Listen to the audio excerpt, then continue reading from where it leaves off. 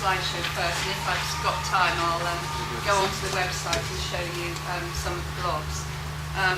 Okay, I was down speaking on wikis and discussion boards as well, but obviously there isn't really enough time for all that, so I'll just stick to the blog. So it's a kind of extension of Chris's. We've developed the blogs together, introduced them in the same year. Okay, I'm going to talk about the first year though, and my module, Writing the Present, Post-War and Contemporary British Literature.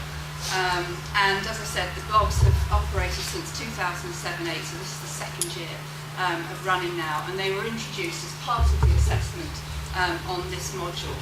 And the reason for that was because increasingly we felt that students were coming to the university without the requisite skills to attempt a longer piece of work, an essay, in a whole range of ways. They just weren't equipped for it. So we wanted to enable them to learn the sort of basic research skills and close reading skills. So we decided to set up this blog task in order to foster that. So it's about learning to learn and research and write effectively. Okay, so the assignment, Chris has already mentioned a little bit about this, but I'll go through it in a bit more detail. Using the blog tool then, the assignment comprises of 6 online tasks. Now, blogs sound like a sort of free-form diary, don't they? They just, go onto the blog and then they just sort of spiel, they write. And this is one of the sort of tricky things with this task, because we actually want it to be a little bit more focused. So to that end, we've given them 6 prompts. As you saw when Chris brought up the website. And the first one we asked them to do is a referencing exercise. So we want them all to learn how to reference and use the Modern Language Association style guide. So that's the first one, completing that exercise. And they have to put together a short reading list of about 6 items. I mustn't tread on that lead. And by the end of that, hopefully, it's all in here, where to put full stops, the date goes at the end, order of authors, all that sort of thing.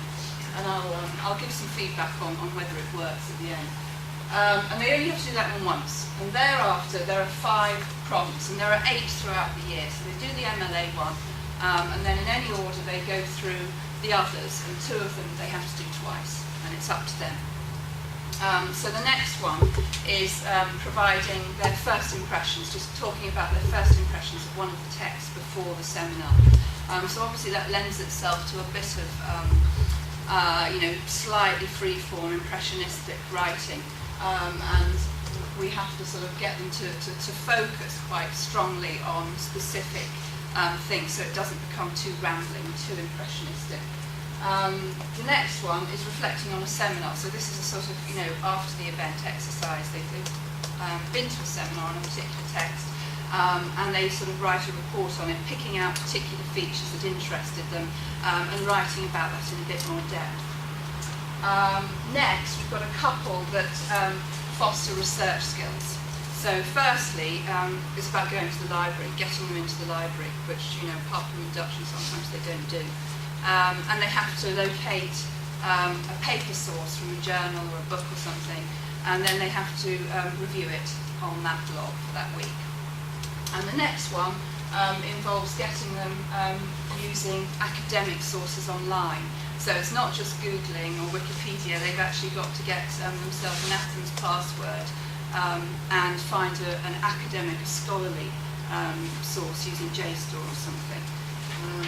Okay, and finally, we set a prompt that hopefully improves their close reading skills. So they just select a passage from a poem or a novel and write on that in detail for 500 words. Yeah, I've got to say it's about 500 words each blog, so quite short.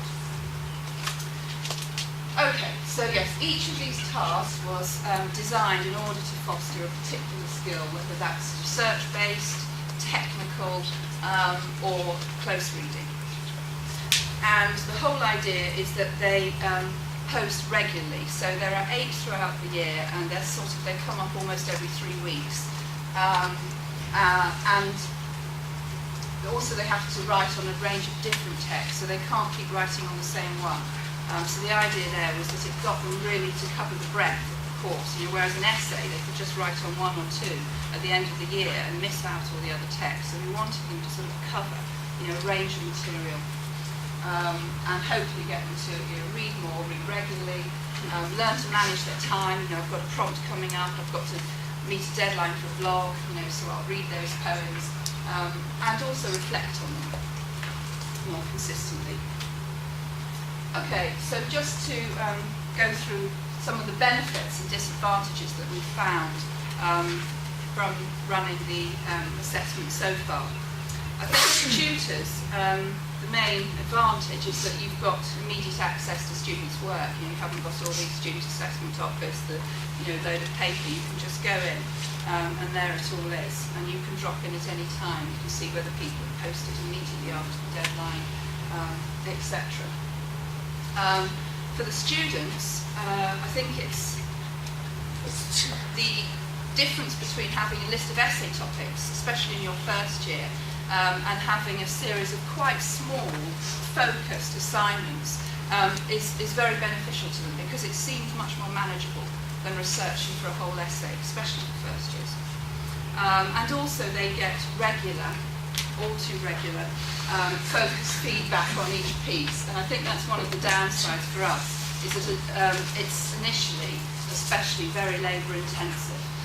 You feel I've got 40 students on this module, and they've done 4 blogs this term, so that's 160 that I've dropped in on and commented on.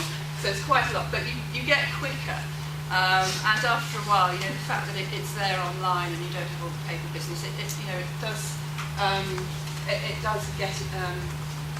I'm quite comfortable with it now. The other thing is the editing tool isn't very good. You have to keep going to red, highlighting it, dragging it down, and it pops off all the time. So it's not great on the system that we've got. Downside for students, well, each one is about 500 words, and if they're waxing lyrical, they've got a lot to say. They've got to really compress that. So it can get restrictive. Whereas, of course, an essay, a good student's got the chance to really develop an argument. Right, so what are some of the issues that have emerged? Well, Chris mentioned this, and I think this is actually one of the key things, the level of formality. We've heard about Facebook and Twitter and things. Obviously, they're very informal forums, aren't they? An essay is a very formal piece of writing. And with some of the blog prompts, we're obviously asking them to be academic, to write in an academic way, close reading, analysis. And some of them, find it difficult to develop that in the course of a 500-word blog. So they're too chatty, they're too colloquial, the grammar isn't there. So I think that is one of the main issues, really, getting the register right. The word length I've already mentioned. Yes, as I have the editing and the formatting. Sometimes for the students, they write it in Word first and paste it across, and then the formatting goes haywire. So we try and encourage them to write directly onto the blog, but even so, some sort of gremlins creep in sometimes.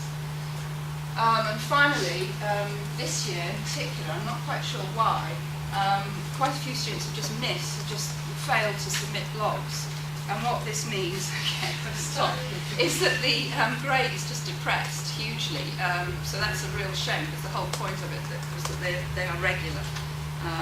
Just to conclude then, the students like it. They've really responded well to them. I think it's because the tasks seem transparent. They know what's expected of them, even if they don't always deliver it. I'm not sure if it's really improved overall writing skills.